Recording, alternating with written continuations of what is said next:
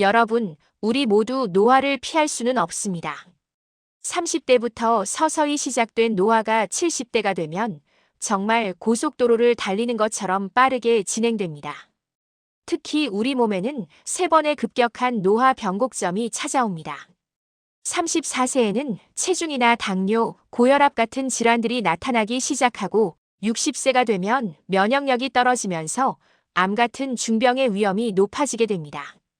그리고 78세쯤 되면 체중이 감소하고 인지기능 저하가 본격적으로 나타나게 되는데요. 사실 어떤 생활 습관이 나한테 도움이 되는지 이해하려면 먼저 생애 주기에 따라서 사람의 대사 시스템이 상당히 달라진다는 걸 알아야 합니다. 이 분야의 권위자인 정의원 교수님은 이렇게 말씀하세요. 질병들이 점점 쌓여가게 되는데 이런 병들의 관리가 되지 않으면 결국 내 몸의 고장 속도가 빠르게 축적되고 그 결과로 노쇠가 오게 된다고요. 전문가들은 통상 한 70% 정도는 생활 습관이 중요하고 30%는 운과 유전자의 역할이 중요하다고 보고 있습니다. 그러니까 우리가 노력할 수 있는 부분이 훨씬 많다는 거죠. 실제 사례를 하나 보여드릴게요. 53세 윤남애 씨는 169cm 키에 몸무게 88.6kg입니다. 다 큰 자식과 나이 든 부모 사이에 낀 중년이라 퇴근 후엔 늘어지기만 합니다. 저녁에 TV 보는 게 이제 습관이 돼서 음료수와 간식은 상비약처럼 늘 채워두고 달콤한 과일도 양껏 먹지 않으면 어딘가 허전하다고 하는데 집에 가보니까 과자들이 종류별로 차곡차곡 정리되어 있고 모두 달달한 음식들 뿐입니다. 특히 라면의 유혹은 늦은 밤만 되면 시작되는데 이틀에 한 번은 유혹을 떨쳐내기가 어렵습니다. 3년 전만 해도 날렵한 턱선을 자랑했는데 바지 입다가 단추가 튕겨져 나가는 일도 있었다고 하네요. 더 심각한 건 하루에 6리터 정도의 음료와 물을 마신다는 건데 이게 밤중에 불면증으로 이어진다는 겁니다. 평균 20번 정도 화장실을 들락날락하고 당연히 고지혈증, 당뇨도 앓고 있습니다. 윤남애 씨의 검사 결과를 보니까 근력과 신체활동 능력은 모두 양호했습니다. 문제는 기준치를 훨씬 웃도는 체지방과 혈당인데 특히 최근 3개월간의 평균 혈당 수치를 나타내는 당화혈색소가 9.5가 나왔습니다. 정의원 교수님 말씀이 9.5는 교과서적으로 인슐린 맞고 혈당 조절해야 되는 정도이고 지금 50대 초반에 이 정도로 조절이 안 되면 앞으로 한 10년 정도 더 지나면 콩팥, 눈, 손발 신경이 다 망가지고 심근경색, 뇌경색이 올 수 있다는 겁니다. 이렇게 당 조절이 안 되면 몸속의 노화 속도가 비디오 배속 재생하는 것처럼 가속된다고 해요. 남들은 노쇠가 70대, 80대에 오는데 윤남애 씨는 지금보다 10년만 지나면 60대 초반에 이미 굉장히 노쇠한 몸이 될 수 있다고 합니다. 그럼 도대체 노화가 왜 일어나는 걸까요? 노화는 여러 가지 요인의 상호작용으로 일어나는데 대표적인 게 나이가 들수록 손상되는 DNA, 염색체 끝부분인 텔로미어의 마모, 세포 에너지 공장인 미토콘드리아의 기능장애, 그리고 세포의 노화입니다. 좀 더 자세히 설명해 드리자면 우리 몸의 세포 안에는 에너지를 생산하는 공장인 미토콘드리아가 있습니다. 이 미토콘드리아가 포도당이나 지방을 우리 몸에 필요한 에너지로 만드는 과정에서 활성산소가 생기는데 이게 바로 문제입니다. 활성산소는 단백질이나 DNA, 지질을 산화시켜서 변형시키면서 제대로 기능하지 못하게 만듭니다. 그러면서 세포나 조직, 기관까지 망가뜨리게 되는데 세포의 기능 저하가 뼈와 피부 같은 조직의 기능 저하로 이어지고 결국 간이나 소화관 같은 장기도 서서히 나빠지면서 신체 기능까지 저하되는 게 노화입니다. 중요한 건 생물학적으로 노화된 정도가 숫자, 나이와 꼭 일치하는 건 아니라는 점입니다. 내가 그동안 노화 속도를 어떻게 운용했느냐에 따라 특정 나이가 됐을 때 나의 생물학적 나이가 실제 나이보다 많을 수도 있고 적을 수도 있습니다. 정의원 교수님은 이걸 저속 노화와 가속 노화로 설명합니다. 노화의 가속 페달을 더 밟아서 1.25배속, 1.5배속으로 나이가 들게 되면 특정 나이가 됐을 때 몸의 생물학적 나이는 더 앞서갈 수 있다는 겁니다. 이렇게 되면 여러 가지 만성 질환이 도래하는 시점이 빨라지고 생애 후반부의 삶의 질이 많이 떨어지면서 결국 침상에서 더 오랜 기간을 보내게 됩니다. 5, 60대의 가속 노화는 각종 만성 질환으로 나타납니다.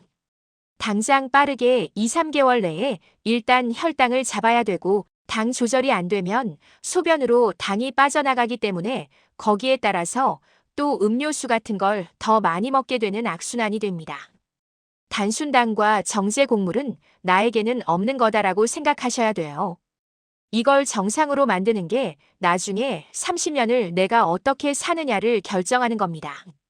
빵이나 흰쌀밥 같은 정제 곡물과 설탕, 과당 등의 단순당을 먹으면 혈당이 빠르게 올라가면서 췌장에서의 인슐린 생성이 줄어듭니다. 그러면 혈액 속에 포도당이 남아돌아 혈당이 치솟게 되는데 이 상태가 지속되면 혈관의 내피세포를 손상시켜서 결국 심장과 뇌혈관의 합병증을 만듭니다. 또한 눈의 망막 같은 미세혈관을 손상시켜 시력 상실을 가져오기도 합니다. 작은 혈관 덩어리라 불리는 콩팥이 망가지면 혈액에 노폐물과 수분이 쌓이게 되고 신경으로 가는 작은 혈관이나 신경 자체가 손상돼서 저리고 아픈 증상이 생기기도 합니다. 발의 감각이 없어지는 당뇨발이 생기기도 하고 결국 당뇨병은 전신에 걸쳐 노화를 촉진시키는 질병인 겁니다. 그래서 정 교수님이 추천하는 저속 노화 식단이 있습니다. 단순당 대신 건강한 탄수화물, 즉 복합당을 늘려야 하는데 통곡물과 채소처럼 자연식품의 복합 탄수화물은 소화 효소에 의해 쉽게 분해되지 않기 때문에 혈당을 서서히 올립니다. 게다가 식이섬유와 미네랄, 비타민 등이 풍부해서 포만감이 오래가고 대사 기능도 도와줍니다. 특히 정 교수님이 추천하는 밥이 있는데 콩과 귀리, 현미, 백미 비율을 4대 2대 2대 2로 한 밥이에요. 우리가 식단을 바꾼다고 했을 때 가장 쉽게 바꿀 수 있는 게 바로 밥입니다. 콩은 렌틸 콩뿐만 아니라 서리태, 흑태, 강남콩 등 다양한 콩들이 단백질이 굉장히 많이 들어있고 혈당이 오르는 속도를 현저하게 느리게 만들 수 있습니다. 또 인슐린 분비를 자극하지 않는다는 장점이 있어서 밥 먹고 나서 배가 꺼지는 일도 굉장히 적다고 합니다. 재미있는 건 연령대별로 식단이 달라야 한다는 점입니다. 우리나라 통계 데이터를 보면 좀 안타까운 점이 젊은 분들은 단순당과 정제곡물 섭취를 많이 하시고 고령인 분들은 잡곡밥과 채소를 섭취를 많이 합니다. 그런데 대사와 생애주기의 관점에서 봤을 때는 반대가 맞다는 건데 젊은 분들은 채소와 잡곡을 많이 드시는 게 좋고 연배가 있는 분들은 정말 보양이 되는 식으로 그야말로 흰쌀밥에 고깃국 삼시세끼 드시면서 근육을 지킬 수 있는 식사를 하시는 게 좋다는 겁니다. 운동도 마찬가지입니다. 정 교수님 말씀이 노화의 관점에서만 놓고 봤을 때 젊었을 때는 유산소 운동이 한 6, 70%가 돼야 되고 근력 운동은 나머지 3, 40%가 되는 게 좋다고 합니다. 왜냐하면 기대 수명을 결정하는데 굉장히 중요한 것이 최대 산소 섭취량인데 이런 것들은 젊어서부터 관리가 돼줘야 합니다. 그 다음에 또 미토콘드리아의 기능을 좋게 만드는데도 유산소 운동이 굉장히 좋습니다. 온몸의 근육을 사용하는 유산소 운동은 근육으로 가는 혈류를 좋아지게 만듭니다. 근육이 움직일 때 에너지를 공급하는 핵심 기관인 미토콘드리아가 활성화되면서 지방 연소가 증가하고 인슐린 감수성도 개선되는데 이는 비만과 대사질환 예방에 도움을 줍니다. 또 유산소 운동을 하면 뇌로 가는 혈류가 좋아져서 인지기능 감퇴를 예방합니다. 단, 빠르게 걷거나 수영 등의 중강도 운동을 주 150분 이상 해야 효과가 있다고 합니다. 실제로 인구 집단에서 연구를 해보게 되면 노화 속도 자체를 느리게 만드는 데는 유산소 운동이 탁월한 효과가 있다는 게 증명되었습니다. 반면 6, 70대가 되시면 그때부터는 나이에 걸맞게 6, 70%를 근력 운동으로 해주셔야 됩니다. 코어를 중심으로 복근, 등 근육, 골반저 근육, 숨쉬는 횡격막 근육, 또 파워존이라고 해서 대퇴부 허벅지 근육, 이런 근육들의 기능을 전반적으로 잘 만들어 놓는 맨몸 운동이 굉장히 중요합니다. 마지막 15년에서 20년 동안 내가 어떻게 신체 활동을 하게 되느냐 하는 것은 결국 근육 관점에서의 기초 체력을 미리미리 어떻게 쌓아놓느냐가 결정합니다. 이제 반대 사례를 한번 볼까요? 88세 황은길 씨는 젊을 땐 학교 선생님으로 누구보다 활력 넘쳤는데 세월의 무게는 예외 없이 찾아왔습니다. 5년 전에는 뇌경색도 찾아왔고 척추 협착증, 갑상선 저하증까지 건강이 곧 재산인 나이인데 과연 얼마나 잘 관리하고 있을까 궁금했죠. 노인 포괄 평가를 통해 신체와 인지 기능을 종합적으로 검사했습니다. 정 교수님이 말씀하시길 저희가 지금 사람의 노화와 관련이 있는 49가지 항목을 평가했거든요. 근데 보통 80대 후반이 되면 이 중에 한 13 정도는 고장이 나 있어야 되는데 지금 고장난 항목이 6개밖에 없어요. 100점 기준으로 봤을 때 한 8% 정도만 고장이 있고 몸에 노쇠는 없다는 겁니다. 지금 동년배의 상위권이고 나이에 비해서는 적어도 한 15년 이상 젊은 몸을 가지고 계신 상태라고 합니다. 황은길 씨의 나이는 88세, 하지만 신체 나이는 69세로 나왔습니다. 특히 1초에 1.3m의 보행 속도로 봤을 때 10년 내에 낙상할 위험은 거의 없다고 볼 수 있다고 합니다. 하지 기능을 보는 3가지 항목, 보행 속도, 균형, 의자에서 일어나는 능력, 이 3가지를 다 완전 정상으로 만점을 받으셨고 신체적인 노쇠도 전혀 없고 근감소증도 없고 인지기능 선별 검사도 다 정상이기 때문에 아직까지 노인의 몸으로 바뀌지 않았다고 볼 수 있다는 겁니다. 그럼 나이는 숫자에 불과하다는 걸 몸소 보여준 황은길 씨의 비결은 뭘까요? 매주 문화센터에서 붓글씨와 노래, 고전을 배우는 황은길 씨는 24시간이 모자랄 정도라고 합니다. 운동은 하루도 거르지 않는다고 합니다. 3, 40대도 하기 힘든 운동을 거뜬히 해냅니다. 15년 젊은 몸의 비결은 바로 근력 운동입니다. TV에서 자기가 일상생활의 근육을 만들어야 된다고 하잖아. 헬스를 하는데 남들은 그냥 와서 자전거 타고 러닝머신 타는 거로 끝나는데 나는 근육 운동을 주로 한다고 하십니다. 운동선수보다 노인에게 더 좋은 단백질 보충제도 챙겨 먹고 혼자 살지만 함께 사는 것처럼 적적할 틈이 없다는 겁니다. 나이보다 젊은 노인은 바로 이런 생활 습관을 갖고 있습니다.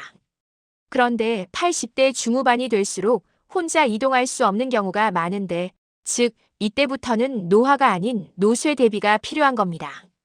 오랜 세월 노화가 축적된 정도를 노쇠라고 하는데 노쇠의 주요 증상으로는 식욕이 감퇴하고 체중이 감소하거나 근력이 약해지고 걸음걸이가 느려져서 잘 넘어질 수 있습니다.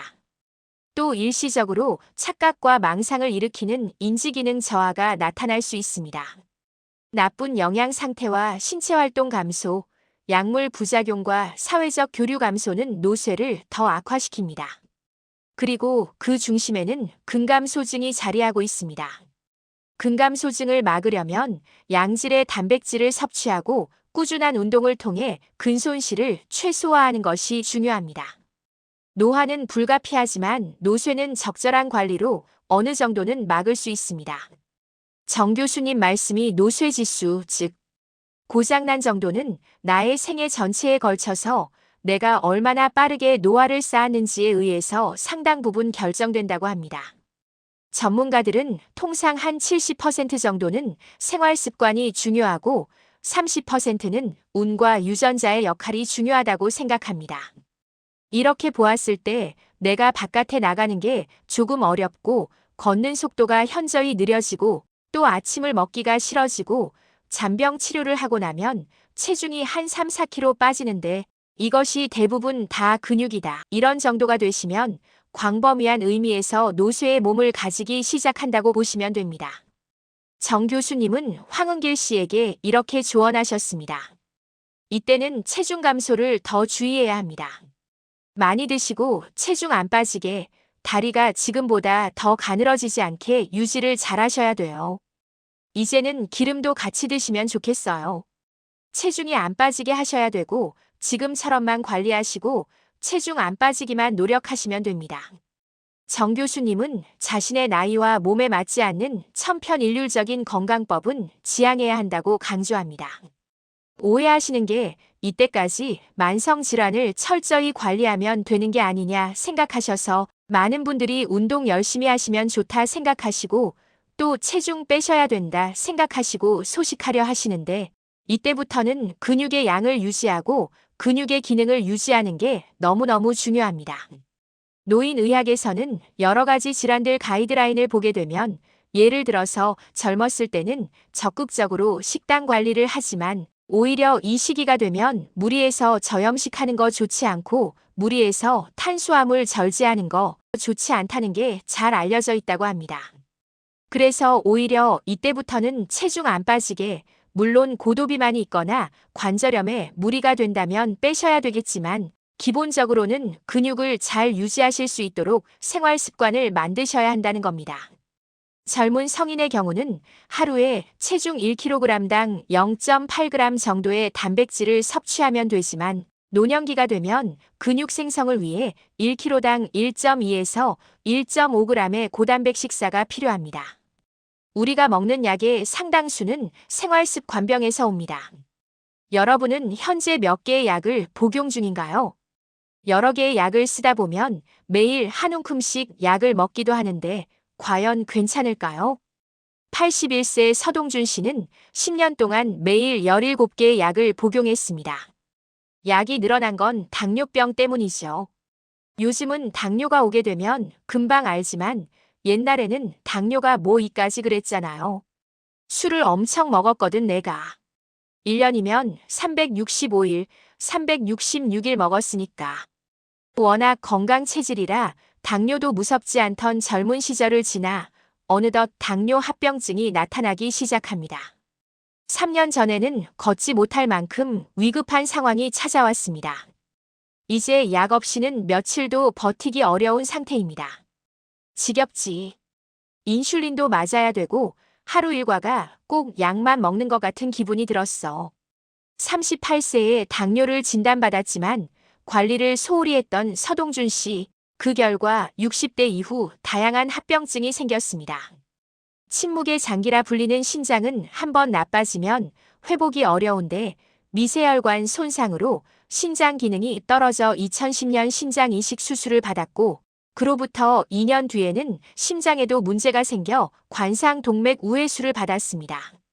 몇 번의 수술을 거치면서 약이 점점 늘었는데 당뇨, 고혈압, 고지혈증, 심장, 신장 관련 약을 총 17종류나 복용했다고 합니다. 10년간 약물을 과다 복용하다 3년 전부터는 다리가 붓고 거동이 불편해지는 증상이 발생했습니다. 이후 병원에서 치료와 함께 약을 재정리했는데 중복되거나 불필요한 약을 정리해서 17개였던 약을 11개로 조정했습니다. 정 교수님 말씀이 이분이 저한테 처음 오셨을 때는 심장이 상당히 안 좋은 상태였는데 제대로 뛰지를 못해서 굉장히 섬액, 그러니까 심장의 심박수가 많이 떨어져 있고 온몸이 또 잔뜩 부어 있었어요. 뭐 도저히 어떻게 할 수 없겠다는 생각이 들어서 일단 입원을 권유했고 그 다음에 약도 중복되는 것들, 충돌하는 것들을 정리하고 가짓수를 간소화시켰습니다. 약이 정리되고 일상생활 관리가 되면서 거의 침상이나 휠체어에서 일어나기 어려운 정도까지 갔었다가 지금은 그냥 잘 걸어 다니시고 일상생활 하시는 정도까지 회복하게 됐다고 합니다. 약물 과다 복용은 노인에게 흔한 문제입니다. 여기엔 약물 이상 반응과 상호작용 등의 위험도 따르는데요. 하루에 복용하는 약의 가짓수가 5가지 이상이면 다약제 복용, 10가지 이상이면 초다약제 복용에 해당합니다. 우리나라 65세 이상 노인 3명 중 1명은 하루 5개 이상의 약제를 복용 중이고 이 중 하루 10개 이상의 초다약제 복용자가 약 80%에 달했습니다. 특히 초다약제 복용자 중에서 16% 정도는 사용하면 안 되는 부적절 약물을 복용 중이었다고 합니다. 정 교수님 설명으로는 노쇠가 있거나 치매가 있거나 여러 개의 만성 질환이 있는 노년기 환자분들께는 약 하나만 딱 들어간다 하더라도 그 부작용이 젊은 사람들에 비해서 증폭돼 나타날 수 있는 경우들이 있습니다. 예를 들어서 감기약에 들어있는 항히스타민제를 하나만 드시는 경우에 전립선 기능이 떨어진 분들은 갑자기 소변을 못 보실 수가 있고, 신부전이나 만성 콩팥병이 있는 경우에 소염진통제를 사용하시게 되면 이 소염진통제가 부기를 만들고, 또 콩팥의 기능을 떨어뜨려서 갑자기 신부전이 확 나빠지는 모습을 만들 수가 있다는 겁니다. 이런 문제가 증폭되는 약들을 노인의 잠재적 부적절 약물 또는 노인주의 의약품이라고 말씀드리는데, 대표적인 노인주의 의약품으로는 비스테로이드성 소염진통제와 중복 처방 우려가 있는 위산분비 억제제, 항불안제 등이 있습니다. 우리나라는 특히 의료가 분절화되어 있고 환자 스스로가 본인의 주치의 역할을 하면서 증상이 생기게 되면 그 증상과 관련된 전문가를 찾아가기 때문에 의사 선생님들을 만날 때마다 약이 쌓이는 가능성이 증가하게 됩니다. 정 교수님은 이렇게 조언하세요. 추가로 내가 처방받는 약이 나한테 부작용을 만들어낼 가능성이 높다는 걸 이해하시고 새 의사 선생님들을 만나시는 경우에는 기존에 드시고 계시는 약물의 리스트를 보여드리거나 또는 기존에 제가 이런 질병들을 가지고 있습니다를 간단하게라도 알려드리는 것이 현명한 의료 이용이 될 수도 있습니다.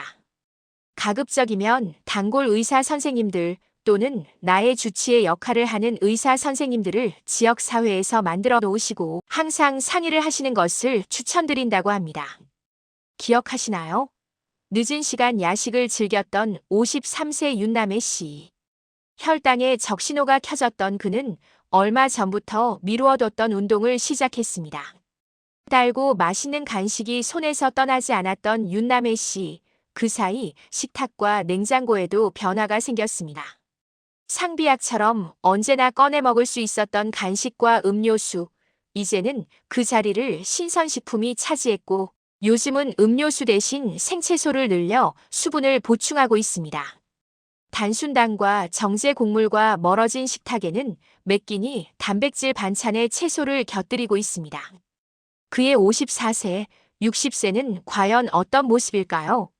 무엇보다 2025년에는 제 건강을 먼저 찾고 싶어요. 그래서 조금 더 날씬하고 좋은 몸매를 갖춰서 저 자신 스스로에게 자신감을 갖게 되고 그리고 또 아이들과 화목하고 함께하는 시간을 많이 가져서 남다른 뜻깊은 2025년이 됐으면 좋겠어요.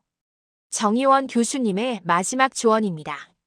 내가 나이 드는 것을 가로막고 싶고 노년이란 게 또는 노화라는 것이 안 오기를 바라는 그런 마음에서 건강관리나 질병에 대해서 굉장히 집착하시는 분들이 정말 많은데요. 어느 정도는 놓아주실 필요가 있고 항상 중용이 중요하다는 걸 기억하셔야 합니다. 노년이라는 것은 내가 풍요롭게 즐길 수 있는 나의 완성의 시기이고 내가 또 농밀하게 삶을 즐길 수 있는 새롭게 주어진 삶의 시기입니다. 현대가 되어서야 새롭게 주어진 이 시기를 때로는 인생의 이모작 또는 새로운 30년이라고 생각해 보시면 어떨까요? 노년을 즐길 수 있는 방식으로 느리게 그리고 예쁘게 한번 나이 들 수 있는 삶을 설계해 보시면 좋겠습니다. 지금까지 시청해 주셔서 감사합니다. 구독과 좋아요를 눌러주시면 더 좋은 정보로 또 찾아뵙겠습니다.